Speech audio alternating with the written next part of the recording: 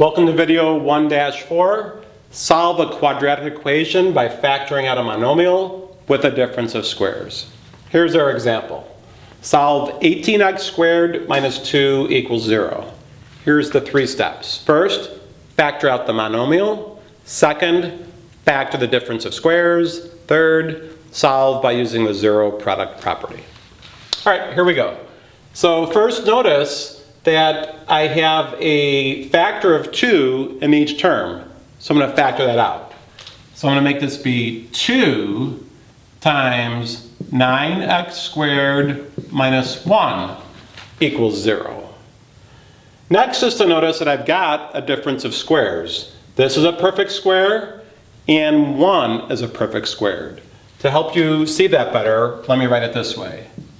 2 times 3x squared minus 1 squared equals 0. So now hopefully you can clearly see something squared minus something squared. And hopefully you recall that whenever I've got a squared minus b squared, that's the same as a minus b multiplied by a plus b. All right, so that's going to be 2 times 3x, I don't need this, 3x minus 1 times 3x plus 1. And that all equals 0. So I've factored the monomial, I've factored the difference of squares, now I've got the zero product property. You could chunk each term and set it equal to 0 and solve for x. 2 will never be 0. 2 is always 2.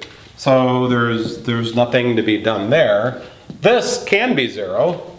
So I've got 3x minus 1 equals 0, or I've got 3x plus 1 equals 0.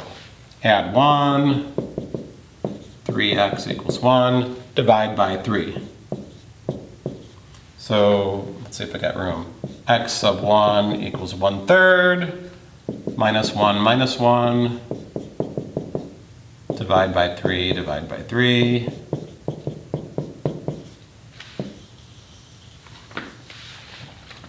So my solutions are x sub 1 is 1/3 and x sub 2 is negative 1/3.